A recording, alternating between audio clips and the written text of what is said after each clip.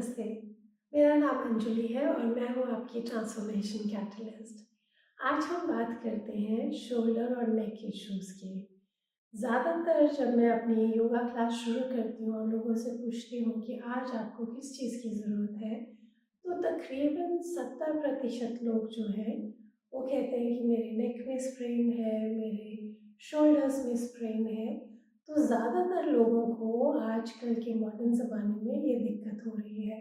तो आज मैं आपको 3 सिंपल से तरीके बताने वाली हूँ, जिससे आप अपने नेक के स्ट्रेन को ईज़ आउट कर सकते हैं और अपने शोल्डर्स को थोड़ा रिलैक्स कर सकते हैं। तो इससे पहले कि हम शुरू करें, पहले जान लेते हैं कि मेरे नेक और शोल्डर्स में स्ट्रेन हो क्यों रहा है। तो हम देखते हैं कि जब मैं अपनी डे टू डे लाइफ में ज़्यादातर टाइम फ़ोन पे स्पेंड करती हूँ और इस पोस्चर में बैठती हूँ, तो जो एक मेरा बॉडी पोस्चर है वो आगे को जाता है।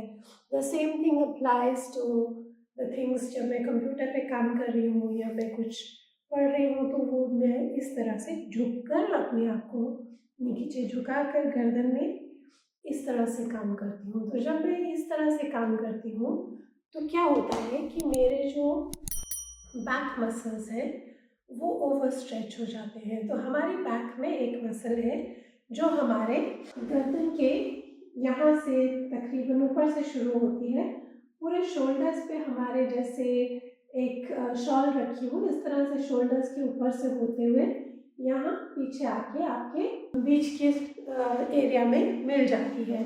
इस मसल को हम बोलते हैं ट्रेपीजियस मसल।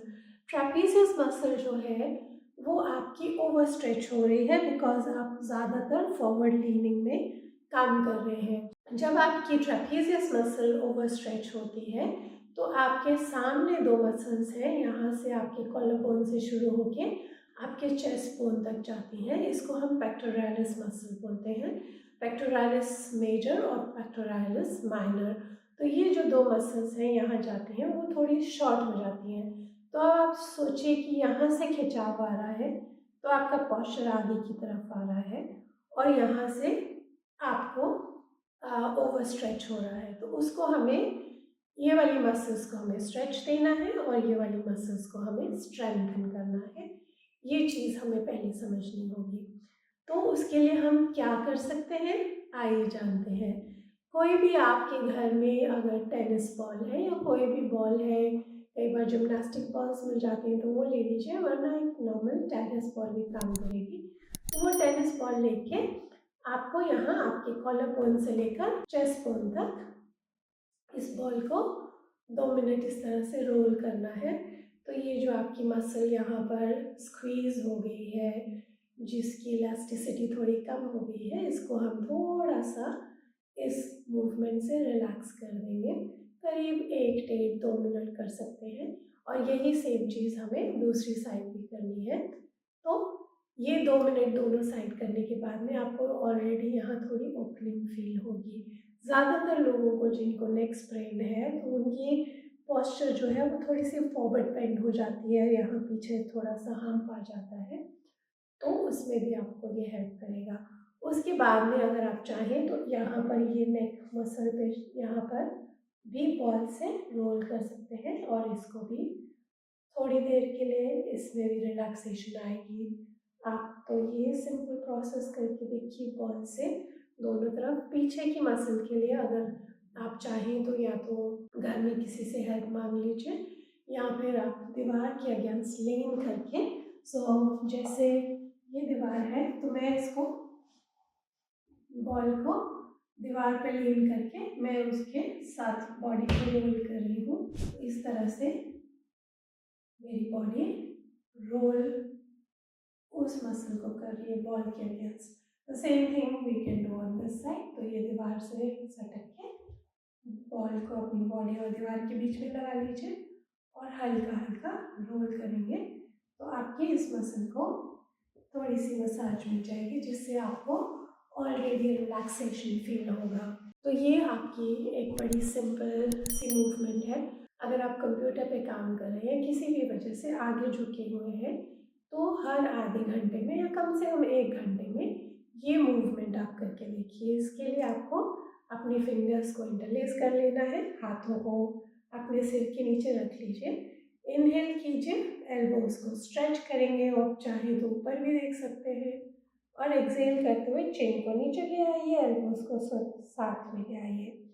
जैसे कि एक बटरफ्लाई की मूवमेंट है, ये मूवमेंट आपको अपने एल्बोज से करनी है। इसको करते ही आपको तुरंत आराम महसूस होगा आपके नेक में, गर्दन और शोल्डर एरियाज में आपको बड़ा आराम आएगा ये सिंपल सी मूवमेंट करने से।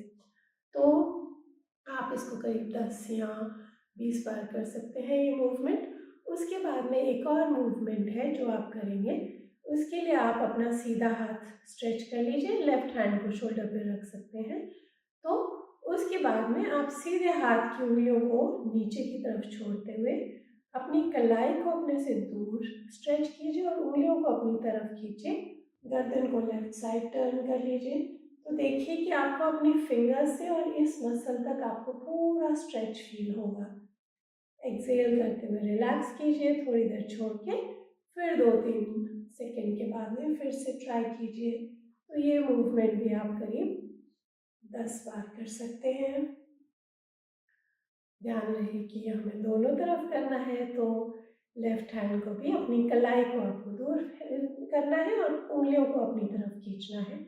तो इसमें आप नेक को राइट साइड टर्न कर लेंगे और फिर से अपनी कलाई को अपने से दूर स्ट्रेच करेंगे। तो इसमें भी आपकी गर्दन को एक अच्छा सा स्ट्रेच मिलेगा। तीसरा स्ट्रेच जो है उसके लिए आप अपने लेफ्ट हैंड को राइट ईयर पे ले आइए और राइट हैंड को एक फिस्ट बना लीजिए। लेफ्ट हैंड से अपनी गर्दन को लेफ्ट साइड में खींचिए और राइट हैंड को पीछे की तरफ, एल्बो को पीछे की तरफ पुश कीजिए। इसमें भी आपको बहुत अच्छा सा स्ट्रेच आपके कान से लेकर आपके शोल्डर तक महसूस होगा। ज़रा करके देखिए। और फिर यही चीज़ हमें दूसरी तरफ करनी है। सीधे हाथ को अपने उल्टे कान पे ले आइए और लेफ्ट हैंड की मुट्ठी बांध के अपनी कोहनी को पीछे की तरफ पुश कीजिए और गर्दन को सीधे हाथ से सीधी ओर खींचिए।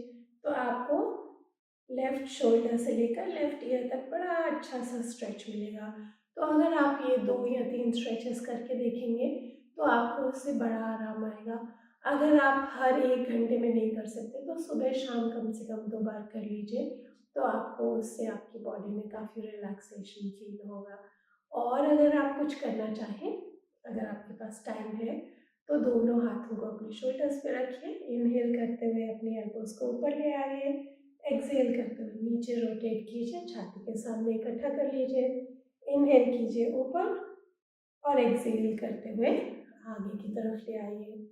तो ये मूवमेंट भी आप थोड़ी देर करेंगे तो आपको फ़ायदा होगा, क्योंकि हमारी मसल्स जो है बैक में हमें स्ट्रेंथन करनी है, इसलिए हम बैकवर्ड रोटेशन कर रहे हैं।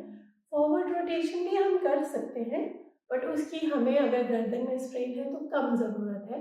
बट आप फिर भी थोड़े से, अगर आपने 5 मूवमेंट्स बैकवर्ड्स की हैं तो कम से कम 2 मूवमेंट्स फॉरवर्ड भी कर लीजिए। तो उससे आपको कोई नुकसान नहीं होगा।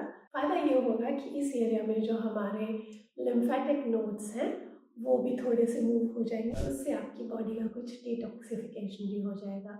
तो आप ये करके देखिए और मुझे ज़रूर बताइए कि आपको इससे क्या फ़ायदा हुआ। अगले वीडियो में मिलते हैं, तब तक नमस्ते।